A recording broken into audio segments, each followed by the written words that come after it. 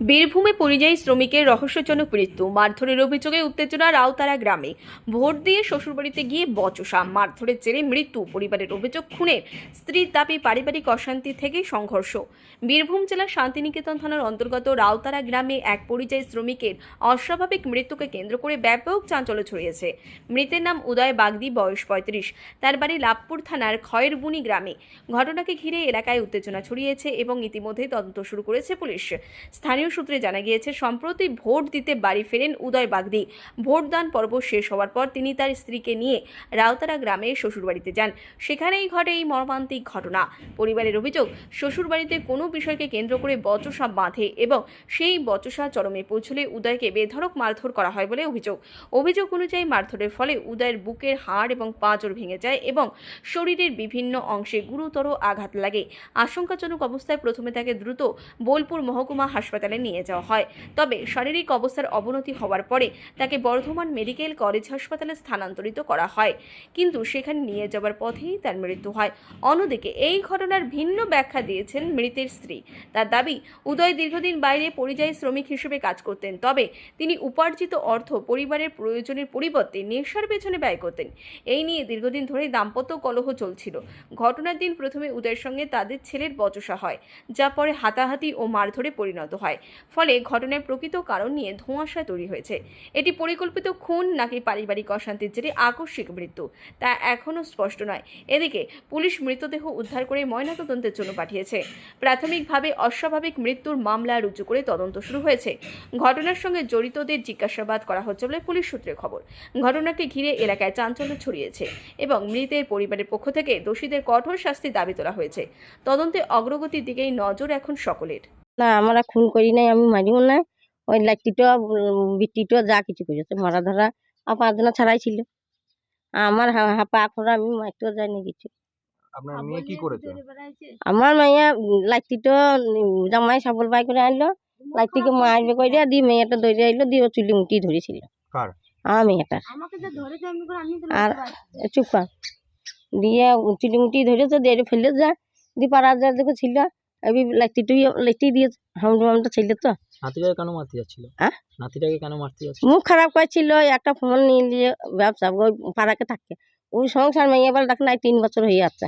আমার স্বামী মরে 4 বছর, এখন 1 বছর হয়নি। দিয়ে এখানে রেখে দিই। আচ্ছা, এখন হসপিটাল থেকে জানা গেছে তার পাঁজরও ভেঙে গেছে এবং তার যে পুরুষ লিঙ্গ সেটাও ভেঙে গেছে। কিভাবে ভাঙলো? সে কি করে জানবো? কিভাবে মারধর করেছেন? আমরা ঠেঙ্গাও লি নাই, হাঁটুও লি নাই, লাইটিও লি নাই। হ্যাঁ। আপনার নাম? আমার নাম মানা বাগ। পরিচয়? কে হন আপনি? এই যে শাশুড়ি হয়। পিটি খুন করেনি, আমাকে গিয়ে মারতে ছেলেটাকে মারতে চেয়েছিল, দিয়ে দৌড়ে দিয়ে পালিয়ে গেল। আমাকে চুলে মুটুটে ধরেছে, দিয়ে ছেলেটা এসে ছাড়াই ছিল। কোথায় লেগেছে আমরা একটু বলতে পারছি না। আচ্ছা, এবং হাসপাতাল থেকে জানা গেছে যে তার নাকি পাঁজর ভেঙেছে এবং লিঙ্গ ভেঙে গেছে। এই বিষয়টা কি বলবেন?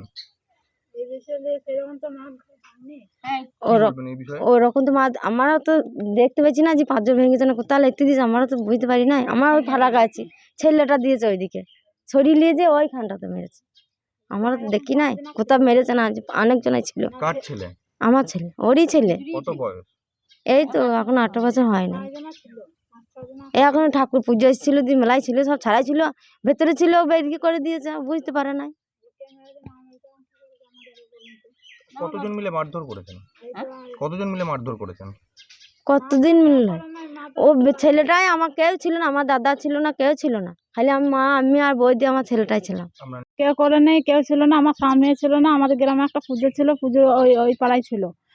এবার ছেলে এবার মা বাবার সামনে, দিদার সামনে যে মুখে ভাষা করে গাল দেয়, যে ভাষায় গাল দিয়েছে আমাদেরকে বলতে দিতে পারবো না। তা গালটা দিয়েছে বলে, এবার ছেলে তো সম্মান লাগছে যে আমার মাকে গালটা দিছে। তাতে তখন বাবা বলে যে যারা যায়, তখন বাবাটা আমাদের ঘরে শাবল থাকা, ওই শাবল, লোহা শাবল বার করে নিয়েছে, ছেলেটাকে মারছে। এবার আমরা কি টাইম দেখবো? মা দেখবো না, মাম্মি দেখবো না, দিদা দেখবো দাঁড়িয়ে? আর যদি ছেলেটাকে মেরে দিত তাহলে ছেলেটাই খুন হতো, বাবার হাতেই খুন হতো না। আর বাবা ছেলেটা খুন হয় নাই বলে সবাই মিলে ছাড়াইতে গেলাম, তো 5 জনা ছিল। এবার সবাই তো কুটুম ছিল, পাড়াবসী সবাই ছিল বলে ছাড়াইতে ছিল। মেয়েটিকে তো কেউ মার খাওয়াবে না, তার জন্য সবাই কে দিয়েছে, কে ইয়ে করছে, আমি কি করে জানবেন, সবাই বলো তো। এবার ছেলেটার নামে ফেসে গেছে, তো ছেলেটা একা দোষ নাই। কার কার দোষ আছে? এখন জানি না কে বাটে, এখন সব মারধর কে কুটুম কে করেছে? মারধর অনেক সবাই ছিল, আর তারা মারধর কে কে করেছে? সব ছাড়াইতে গিয়েছিল। এবার কে মেরেছে না মেরেছে এখন দেখা নাই, সবাই তো মেয়েটিকে ছাড়াইতে গিয়েছিল। উদয় বাগদিকে খুন করা হয়েছে, কারা কারা মারধর করেছে? কারা কারা এখন কি করে জানবো, আমরা তো এগুলোই ছিলাম। কিন্তু বাড়ির লোকের বিরুদ্ধে তো অভিযোগ করছে। বাড়ির লোক ব্যবহৃত খালা মারাই মেয়ে ছিল করেছিল, সবকটা মেয়ে দেখো, 3টে মেয়ে 4টি মেয়ে আমরা, এগুলো ঘরের লোক। আর ওই ছেলেটা আর আমার স্বামী ওই পাড়ায় ছিল, এই বিষয়ে তো কিছুই জানে না।